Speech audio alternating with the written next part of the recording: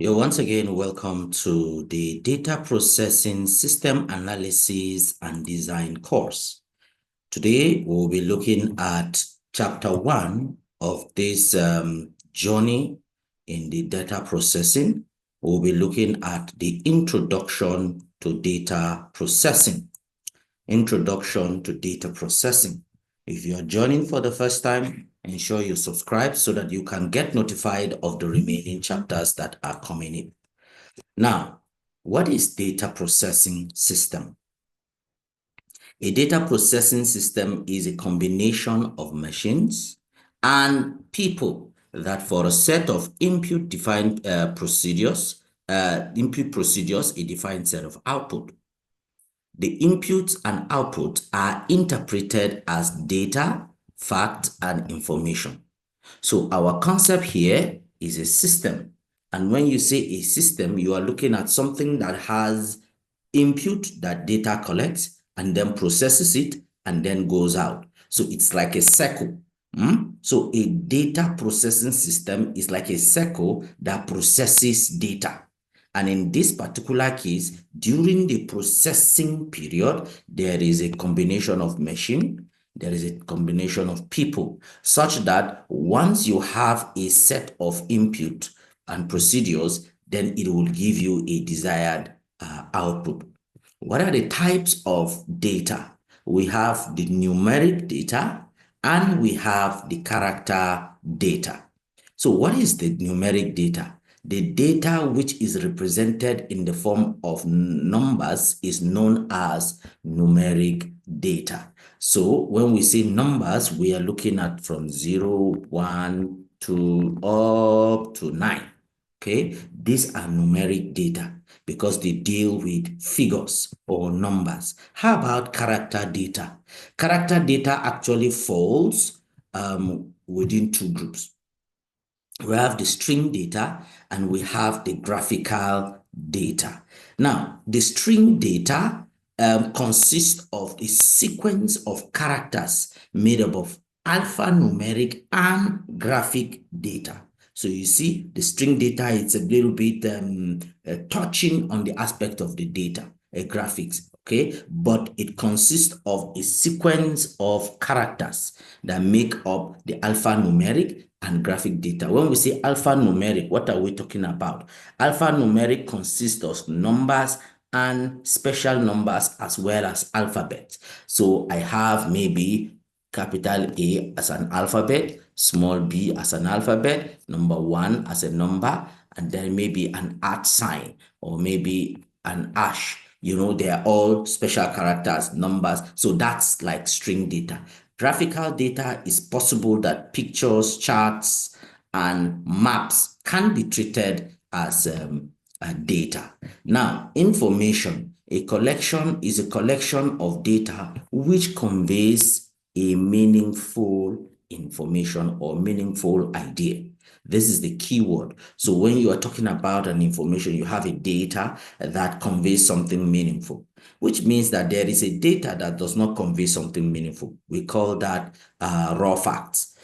Okay, data itself is like raw fact, it's an unprocessed fact. But information means that this data has undergone processing in order to give you a particular meaningful idea. It may provide answers to questions like who, when, why, what, and how. Or the raw input is data, and it has no significance when it exists in that form, which is true.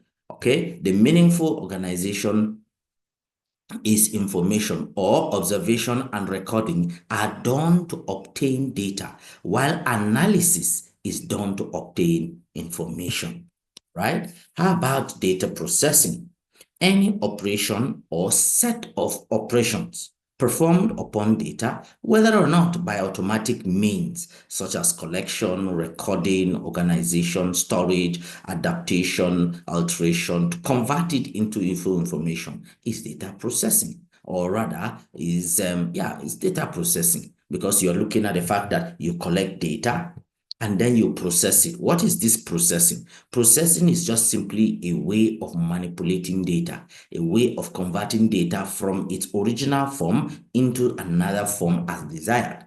That is processing. You pick in data and you convert it into something else. It's like saying I want to transform or I want to process cassava into gari, which means I will go to the farm, I pick up this cassava, and then I manipulate this cassava and turn it into gari. Or I want to pick yam, raw yam, and turn it into pounded yam. Okay, I pick the yam, I peel it, I slash it, cut it, and then put it in the pot, boil it, then pound it. I am processing it. I am changing its form. That is data processing. Now, this data processing has a circle. The circle is the vicious point that says it's a repetitive way that it goes. So what are the ways? Once data is collected, so the point of collection is a point. It is processed, you see, this is the second point, and then convert into useful information. This is the second.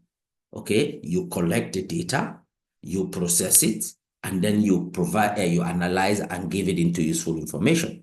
So the data is processed again and again until the accurate result is actually achieved. So the data processing is very important activity and involves very careful planning. So the cycle, like we said, include the input. Okay, this is the activity that actually collects the data. It collects the data from the various input devices. You know, in our previous classes, we looked at the input devices to include, you know, you have a mouse, your keyboard, your joystick, your touchpad, your scanner, camera, and all whatnot, your microphone. All those are input devices. So they help you to collect data. That's the first stage. The second one is the processing. This is the side that manipulates data, that converts it into a desired form that you want. And you remember the processing devices that we have. We have the RAM, we have the CPU, we have the motherboard.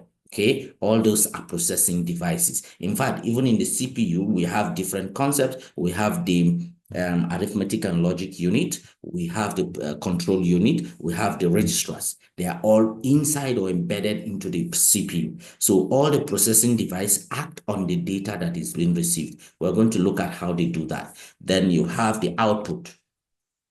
The output is when the analysis is complete, the processing is complete, that gives you a feedback. Okay, and the output devices, like we studied in previous classes, where you have the speaker, you have the printer, you have the video, or we call it the monitor, or the projector, or whatever it is, where you have output. And then you have even the Ethernet port or the network card, where you send your output via email. So let's look at each of these steps individually. Let us start with the input steps. What are the stages in the input step? Because the input stage is actually trying to say, this is the process that collects data meant to be processed. So how then do you collect this data? Let's look at it. Step one, input. In this process, through which it is a process through which collected data is transformed into a form that the computer understands. Very, very, very important. How do the computer understands? In previous classes, we saw that computer has different languages. We have the machine language, the assembly language or low-level language. We have the high-level language. In these days, we even have a very high-level language. But the most important concept here is that the computer understands the machine language. And what is this machine language? It is binary. Binary is a combination of zeros and ones. And the reason we're using binary is because it is a two-state circuit. It's either a 0 or a 1. And remember, in our original definition, a computer is actually an electronic device which is capable of receiving data as input and then processing it according to a set of required instructions to produce an output called information. So we said it is an electronic device, which means it uses electrons. It uses electrical charges in order to function. So if we say binary is the language of the computer, and we say the computer uses electrical current or voltages in order to function, how does it coincide? Electricity is in two states. It's either there is power or there is no power. It's either there's voltage or there's no voltage. And that is why it is merged with binary. All right. 0 means no voltage. 1 means there's voltage. So it is important step because it corrects output result totally depends, the correct output result totally depends on the input that is collected. So in input steps, there are other activities that are performed. The other activities include what we call verification. So once the data is collected, all right, it is verified to determine whether it is correct or not. And this verification is based on the type of the input device, whether it's a mouse, whether it's a keyboard, whether it's a joystick, whether it's a touchpad, or whatever it is. That data is verified. So very key information. It is verified to ensure that the collected data marries the type of the input device. Okay, so and then if errors occur in the collected data, it is collected again and again and again until the data is collected very well. Then that collected data is coded or converted into machine readable form. Coded or converted into machine readable form. In other words, we are saying that the verified data that is being collected is converted, is transformed, is broken down into binary, into a way that the machine is going to understand. Because remember, the machine is supposed to process whatever data that is imputed. So if I collect in mouse or keyboard, or if I collect in joystick or scanner or microphone, that whatever it is I've collected will be converted into machine readable form. There is a course that I'm taking called computer application, and one of the topics that we covered in that course is called data representation of numbers. And in that particular topic, we are able to see how this collected data via the input device is converted into binary. How every character is then converted into binary. So if you want to know that, you can check on the computer application course. Okay. So the next stage in the input is storing. Okay. So the data is stored on the secondary storage file.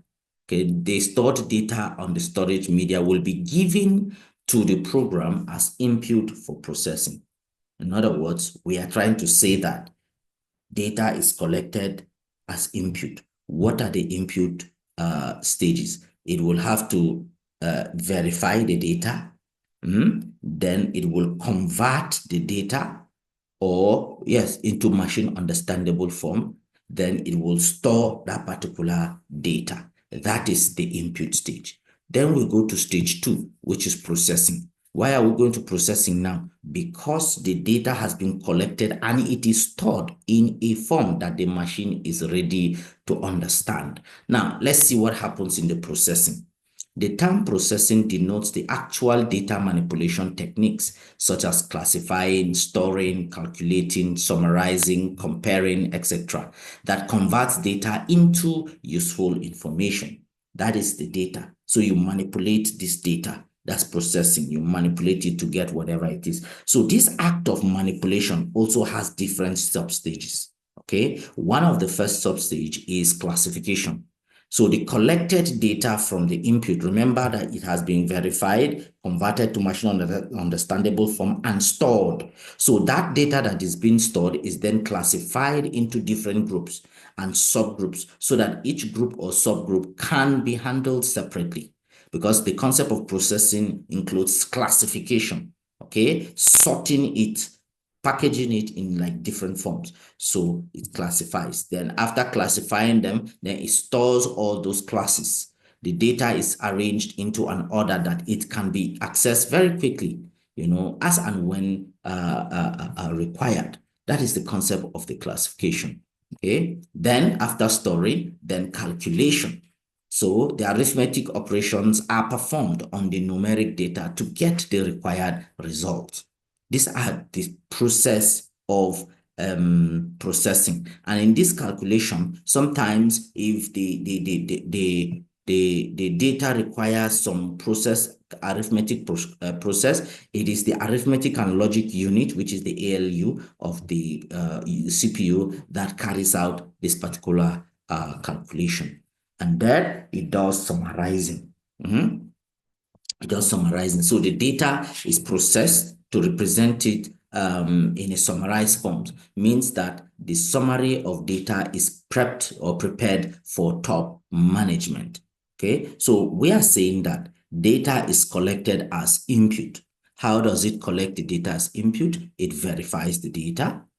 When it verifies the data, it converts it into machine understandable form, then it stores it. After it stores it on the processing unit, what does it do? It picks this data and then it classifies it. Yeah? It classifies it into different classes. Then what will it do? It will store it. Once it stores this classified data, then it will run calculations on the data that is being required to perform calculation. Then finally, it will summarize it. Okay. Once it's done, it's left for output to carry out its own. So in this output, which is a stage 3, it is the stage where that particular data that has been manipulated, have been processed into a particular desired form, is given out to the user. Okay, so in output, it says after completing the processing step, output is generated. The main purpose of data processing is to get a required result. So mostly the output is stored on the storage media for later use. Remember that that particular data that is being processed is summarized and stored, okay? And it is stored in machine understandable form. All the processing is done in machine understandable form. So in output, it also has its own stages or substages. The first substage of the output is called retrieval.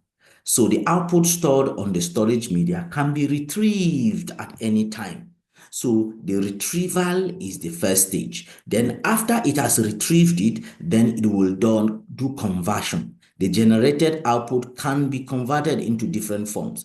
All right. What are we saying?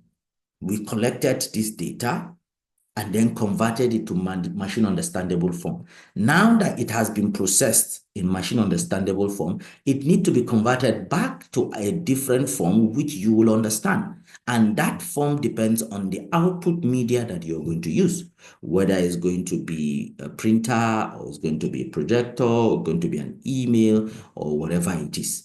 So after that conversion, then 3, which is communication. The generated output is now sent to different places. The different places now means the desired output, the desired output device that you have already set up for this particular thing. Now, let's look at the different types of data processing systems. Okay, we have basically 2 types of data processing. We have what we call the scientific data processing and the commercial. For the scientific data processing, it usually involves a great deal of computation over a relatively small amount of input data. Okay, it's like going to the hospital, you say, doctor, I'm not feeling fine. He now writes something and says, go to the lab for test. And then you go to the lab. What they will just do is just pick a small sample of your blood and then run it on a particular machine. And they keep running and running. They are running different tests. They keep running on this small amount of the sample that you have given. Okay, and then at the end of the day, they generate result. So what we are saying is that scientific processing means that you process insignificant data, small amount of data, but the processing action is humongous, multiple and great deal of computation. But the commercial data processing is like the inverse or the opposite. It involves a large volume of data and a relatively small computational operation.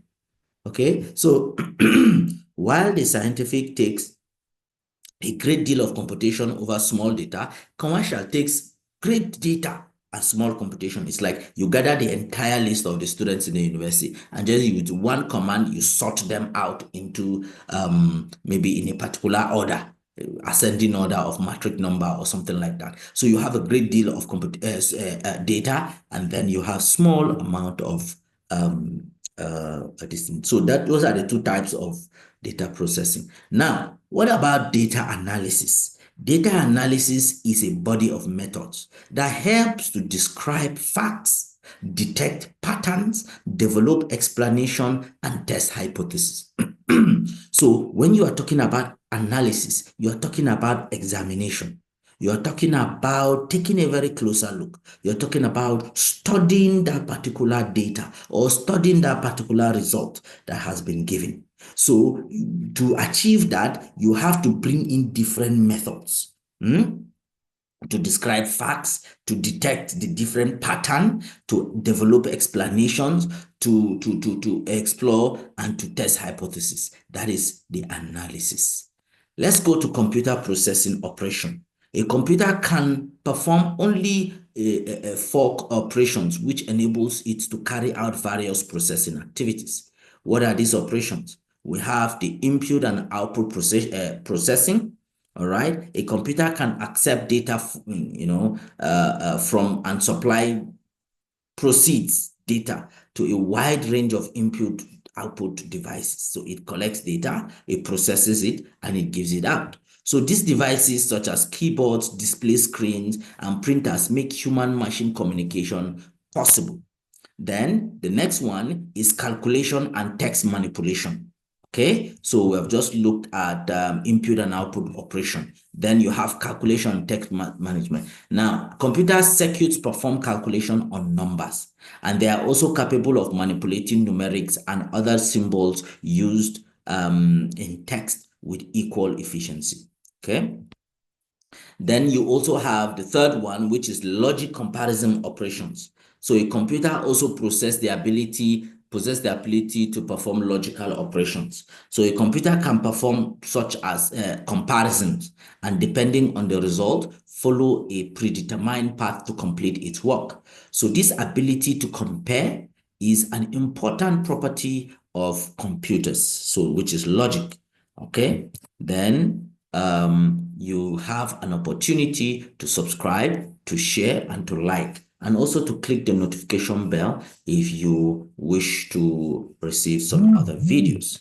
All right, if you have questions about this topic that we have just covered, kindly look at the comment section and drop your questions. I will respond to your questions the moment I come online. Okay, thank you very much for being part of today's class. I look forward to seeing you in the next class. Goodbye.